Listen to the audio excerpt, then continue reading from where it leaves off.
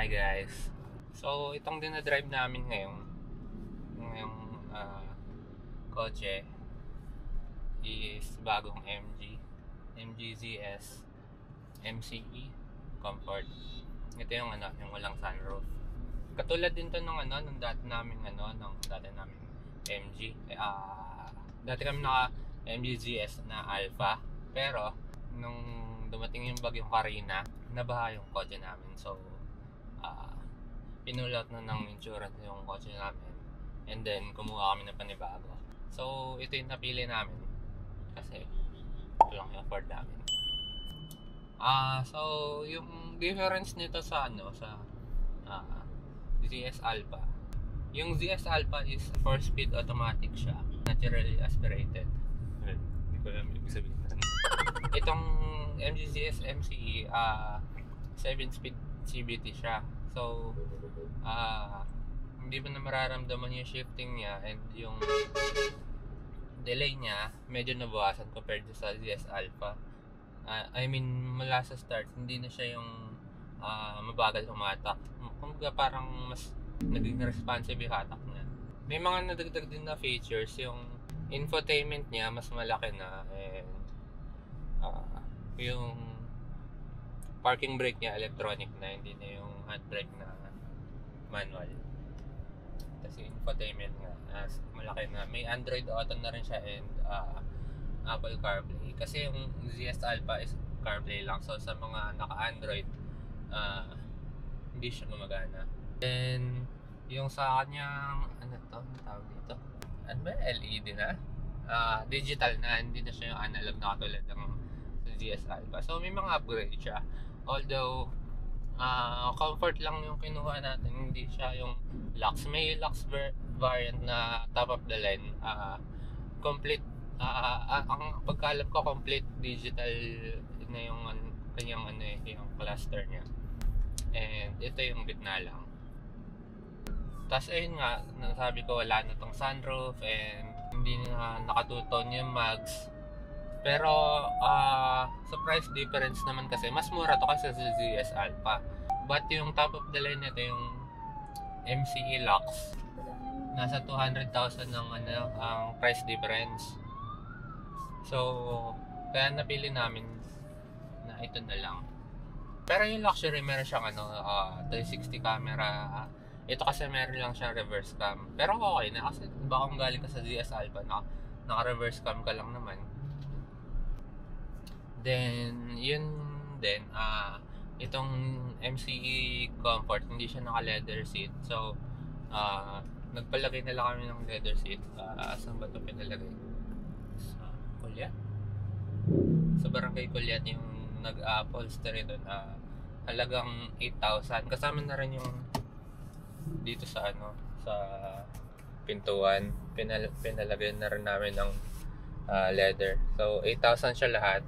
May kasama pang dalawang unan, tsaka yung headrest. Ganito. Yung din pala niya, isang downgrade din. Ito sa tawag dito? Sun visor.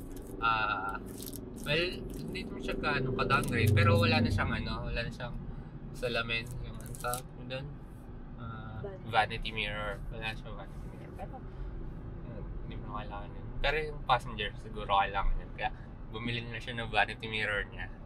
Yan. Bago na harapan niya, kamukha na siya ng ZS Trophy. Naka LED na rin pala yung headlights niya, hindi na yung halogen na katulad dati sa ZS Alpha. Itong Comfort naman, yung kanyang door handle is naka-chrome color siya, but yung luxury naka-body color. Sa speakers naman, yung ZS Alpha, may speaker siya sa likuran na passenger doors. Ito wala. Yung sa harapan lang yung speakers niya. So papalagay kayo ng speakers kung gusto niya sa likuran. Ito. In 500 meters, turn left onto Mindanao Avenue Extension. So, ang tawag dito? Rear view mirror. Meron na siyang USB port. So, pwede mo na saksak din yung mga dashcam mo. Hindi ka na masyadong mag-wiring na mahaba. Sa pagdadrive, kapares nga lang siya ng, katulad na sabi ko, kapares na siya ng Alpha, pero mas nawala nga yung delay. Kumbaga, para sa akin mas nawala yung delay niya, mas makaka-overtake ka na ng mas madali. Hindi ka to, dati kasi nung naka-GS Alpha ako, ang hirap overtake. I mean, kaya niyang overtake. Kaya mataas naman yung top speed niya, dulo lang. Pero arangkada wala eh. Overtake ako, pero mabagal eh. Pero ito, humahatak agad pagka gusto kong overtake. So, tingin ko mas naging advantage ito nun kumpara sa Alpha. May additional ano rin pa ito, upgrade sa kanyang likuran, yung may aircon vents na rin sa likuran. So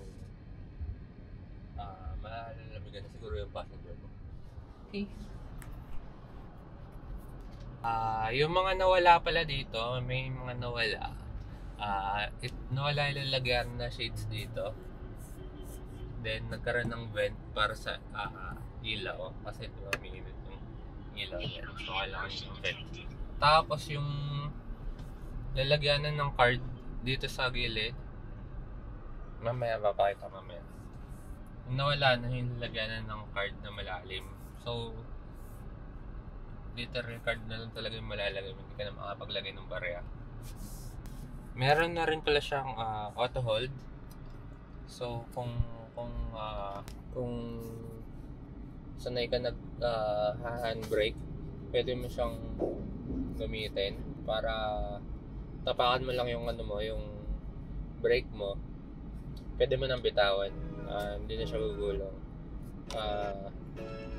Ito yung yung parking brake niya. So yan yung pumalit sa handbrake.